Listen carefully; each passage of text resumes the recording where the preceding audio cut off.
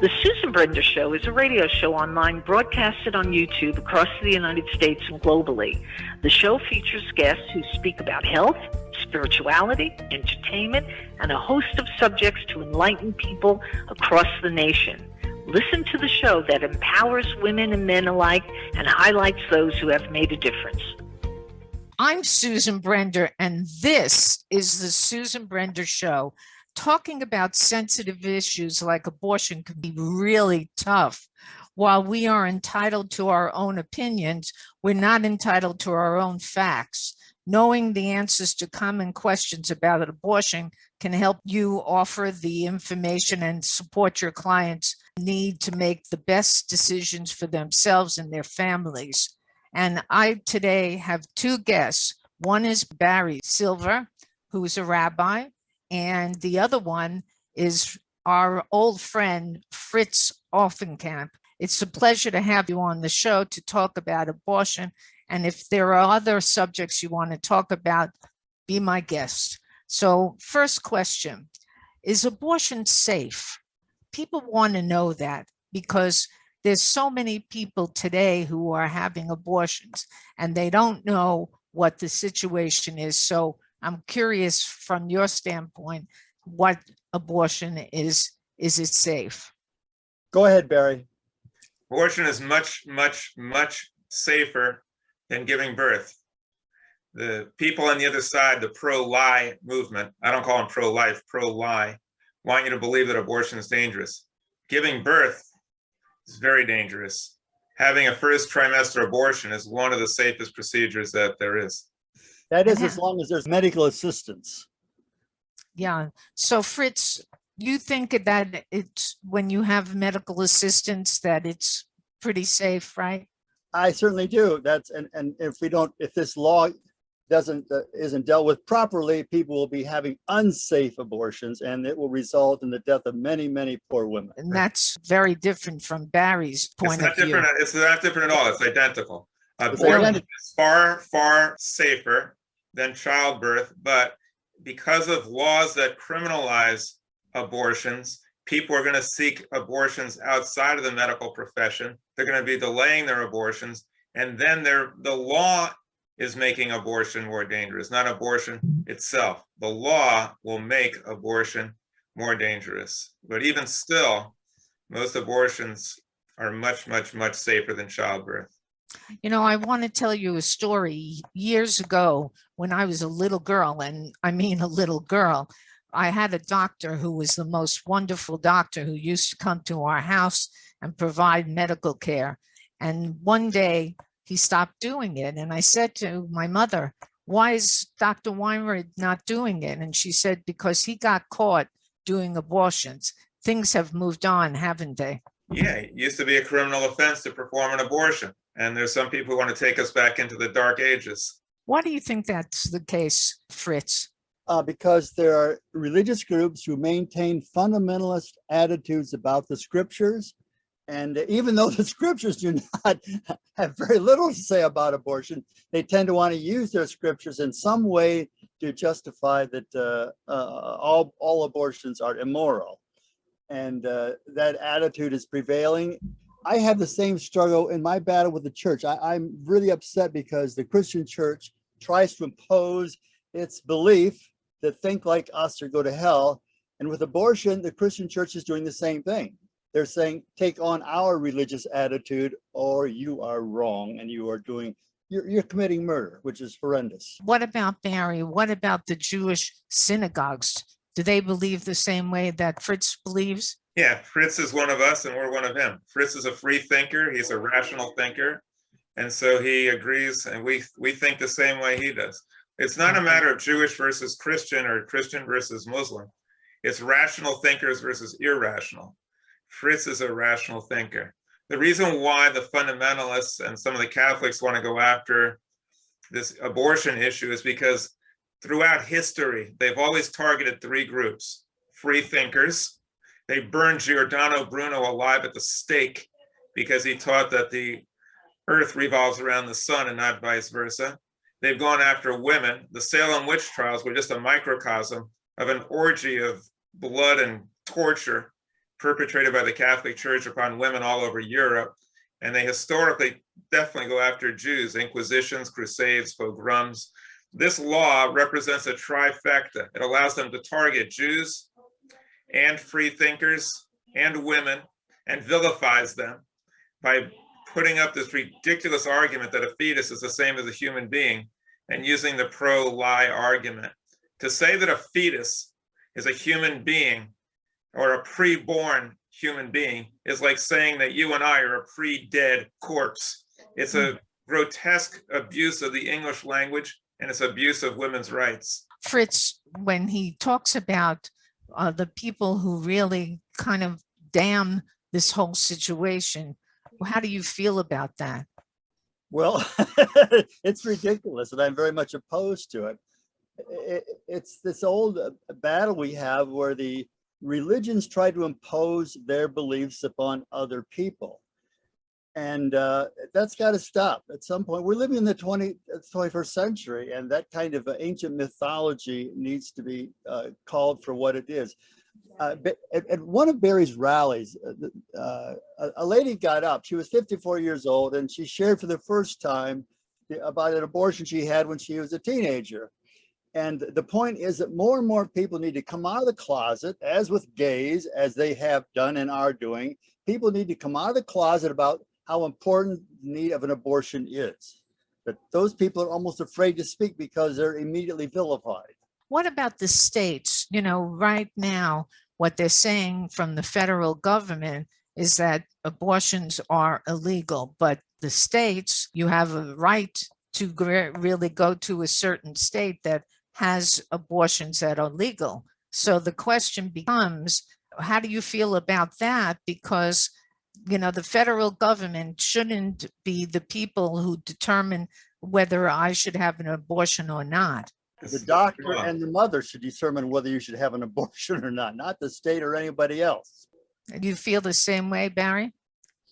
It's so ridiculous to say, well, we're not going to get involved. We'll let the states figure it out. As Fritz says, the woman should figure it out. But to say, we'll let the states figure it out, that would be like saying, you know what, we're going to do away with the First Amendment.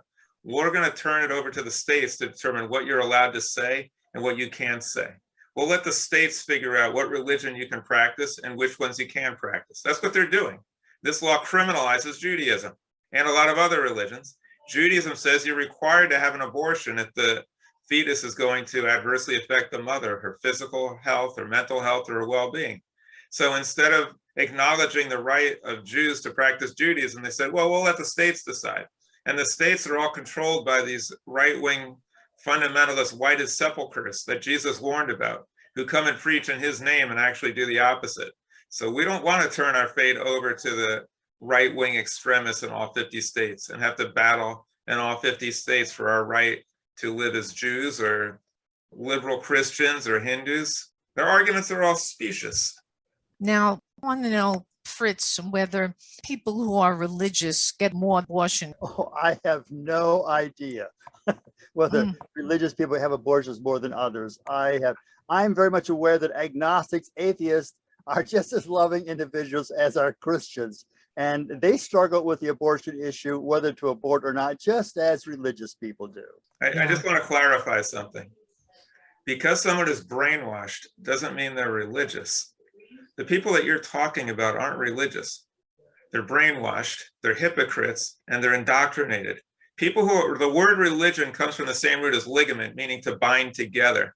Someone who's religious wants to bring all people together in love and harmony. They want to bind themselves together with all creatures in the universe. They want to tie themselves to their highest self. That's what religious is. Religious isn't trying to tell everybody what to do, forcing women to bring children into an already overcrowded world. It's not telling the maniacs out there that you can have access to weapons of war. It's not preventing people from doing something about climate change. And it's not trying to dictate your view to everybody else. That's not pro-life and it's not religious. It's irreligious. Now, the thing is that religious people, as you said, are not the ones who are really involved in this situation. But the question becomes, why do people really feel that the media is making comments that is really affecting them, because the media has loved sensational stories, and here they talk about abortion more than anything else, considering the Roe v. Wade turnaround. So what do you feel about the media as it stands for abortion? Well, I've been traveling in my camper. About the only channels I can get on my TV are religious channels, and they tell story after story about the miracles of those who decided not to have an abortion. Why do you think they do that? Well, to emphasize the point that their belief that every fetus is a living soul, and that soul needs to be protected just as the mother or anybody else's soul is protected. And so they end up glorifying those who choose to carry the baby, even though they may have initially thought they might have an abortion. Now, Barry, the interesting thing is that sometimes the woman wants an abortion because she really feels that she doesn't want kids anymore, but the husband disagrees with her. Which side would you take when you hear the stories of people who have this situation? It's up to the wife to decide if she wants to undergo the vicissitudes, the risks, and the challenges of giving birth. It's not up to the man. The man just gets the fun part. He just impregnates her. And then he says, go ahead and have my baby. There's a word for that. It's called indentured servitude. He doesn't have the right to tell the woman that she's going to do that. And if he's not happy with that, then he should adopt a child or find somebody else. But he doesn't have a right to tell the woman that she has to give birth. Nobody does. Barry, share with them the idea about that the baby is the property of the mother. The fetus is the property of the mother. Yeah, in the biblical view, there's a phrase, ubar yerech imo, which means that the fetus is a part of the mother. And it's viewed that way under Jewish law until the time of birth. And therefore, she has the right to determine what will happen to that fetus. Now, Judaism does have some guidelines. Judaism does believe potential life to have importance, but not as much as importance as the woman's life. So she always prevails, and she has the right to do what she wants with her body. That's Jewish law. And you talked about how when a pregnant lady is harmed, what is the repercussions of that as opposed to when a living person is killed? Well, I appreciate you're feeding me all these great questions, Fritz. That helps me too. Yeah. You'd be a great interlocutor as well as a guest. What Fritz is referring to is Exodus 21:22. It says if two men are fighting and they injure a woman bystander, the guy pays a fine because she was injured. By the way, because it's biblical law, the fine goes to the husband because she's not allowed to receive money. So you pay her husband a fine because you injured his property. Right now, if the woman dies, then the person responsible pays with his life, because in Hebrew it says nefesh tachat nefesh. Nefesh means a human life. And then it says if she miscarries, the person responsible pays a fine. So it just said a life for a life. But then it said if she miscarries, a fine, which means that the fetus could not possibly be considered a life under Jewish law, because it just said a life for a life. So there's no better example that the fetus was considered a part of the woman's body, and that's why you pay a fine. Now, some people say, well, that's great. That's Jewish law. I'm not Jewish. I'm Christian. The problem that they have is that Jesus was Jewish.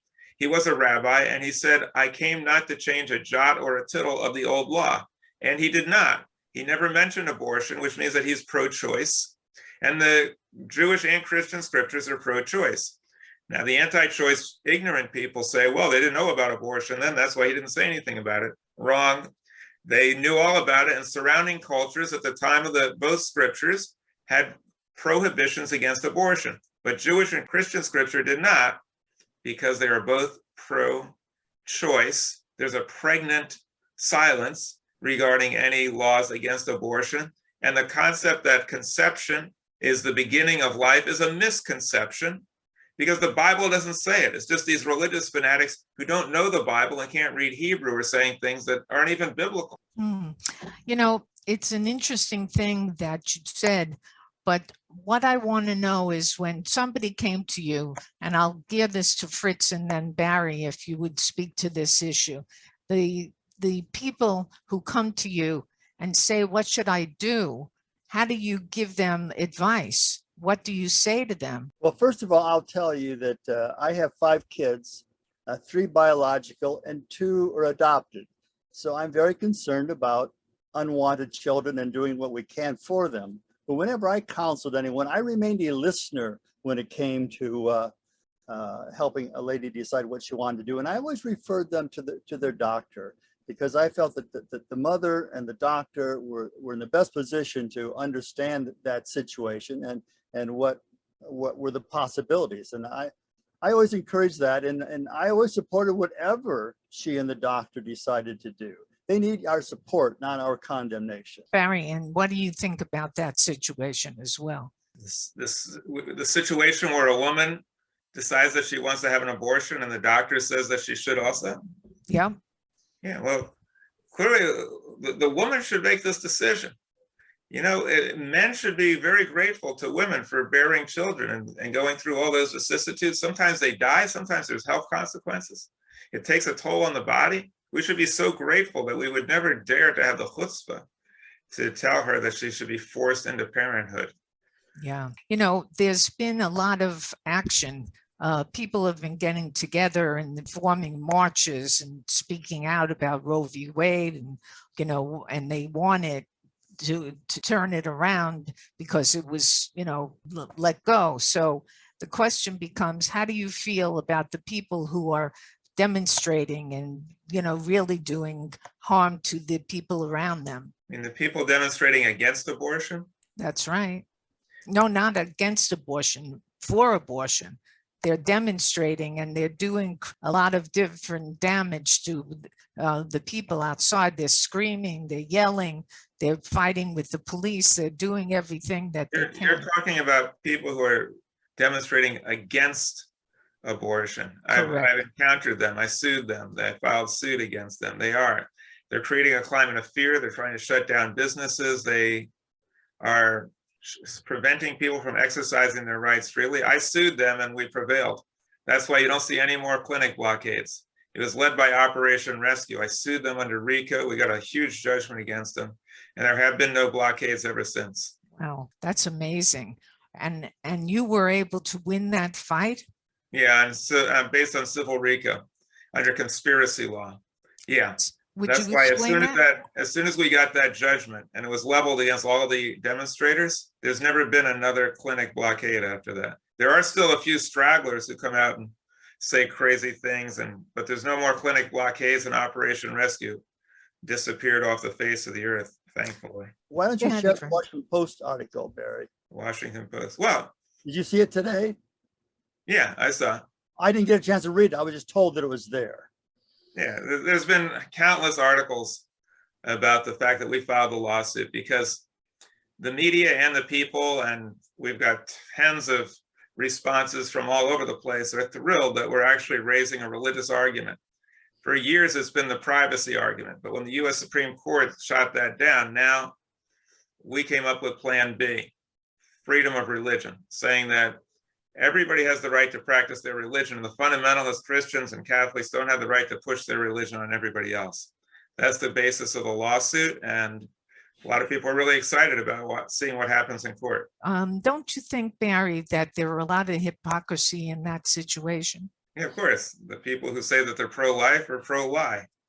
If they were really pro-life, they'd support universal health care, bans on assault weapons. They would try to protect immigrants and not turn their back on them, and they protect the planet, which is the source of all life and the only way that we can possibly survive. Those people usually are against all of those things. They should call themselves pro-death or a cult of death, and yes, they're hypocrites in the extreme.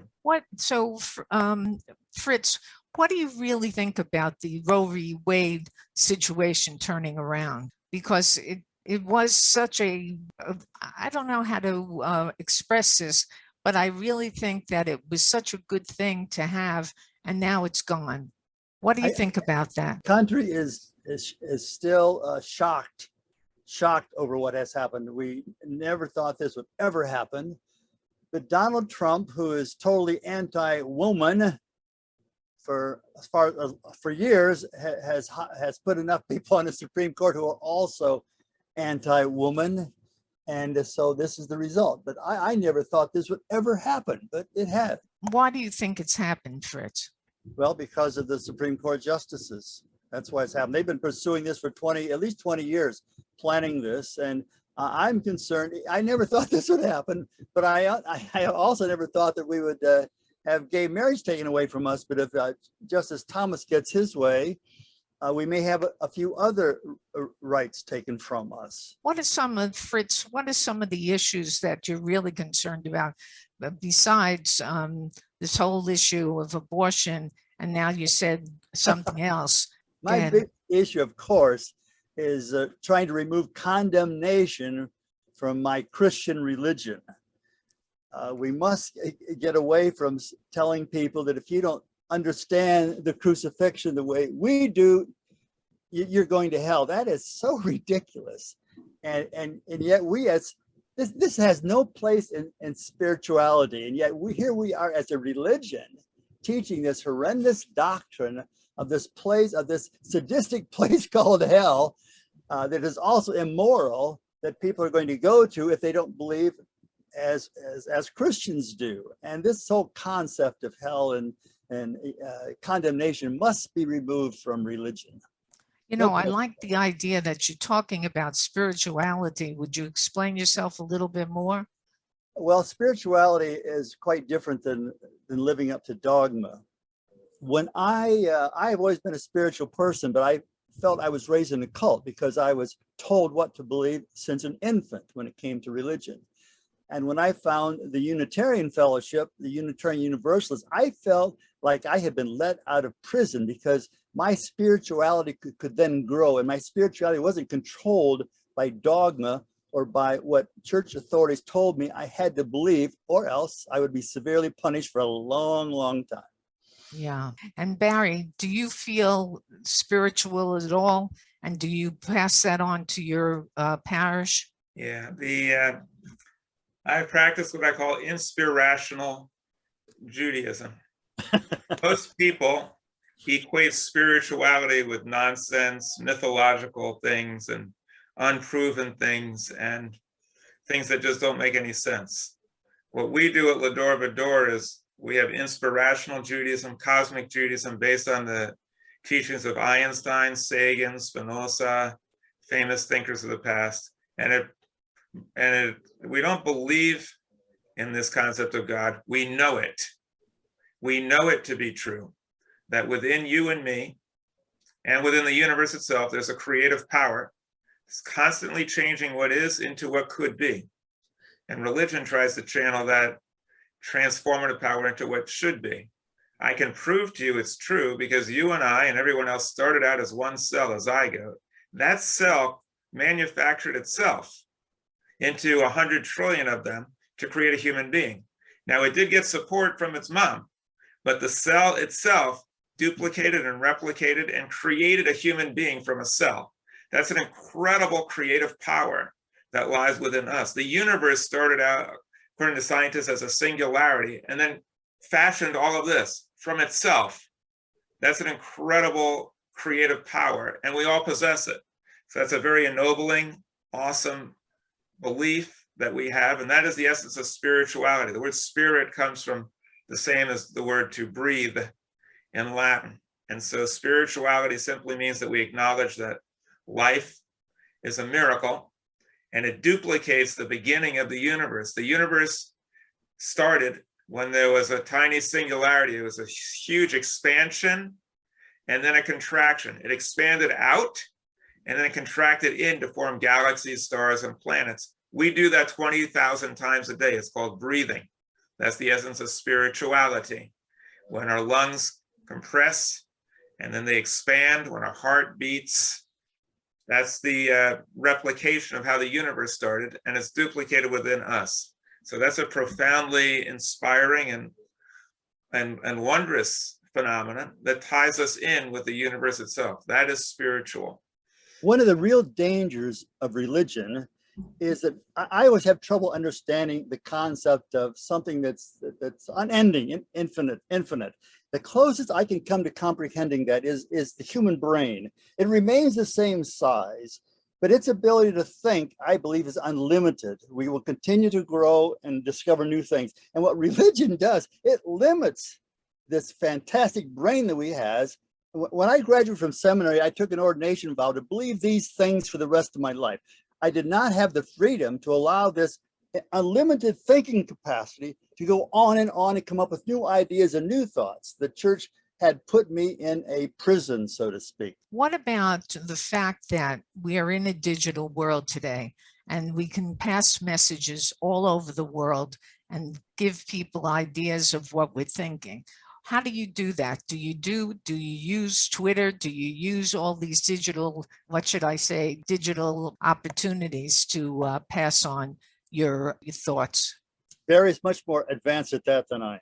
Well, I'm not. I'm technologically challenged, but I have people that I work with who understand it, and it does provide a great tool for sharing ideas with others. What I like about this is that I'm a kind of an optimist, and the media has allowed us to have instant awareness of what's happening around the planet. We are instantly aware of what's happening in Ukraine, and I think this awareness hopefully will make us conscious of how interconnected everything is, not just people, but the environment.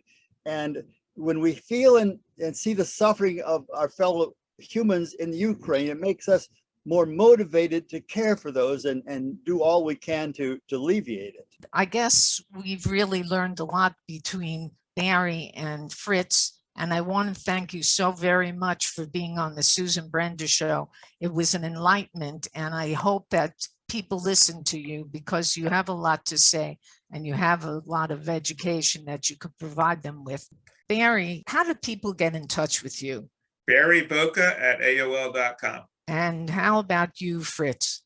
FritzCamp@Juno.com. So thank you for being on the Susan Brender Show. Thanks for the privilege. It's a lot of fun.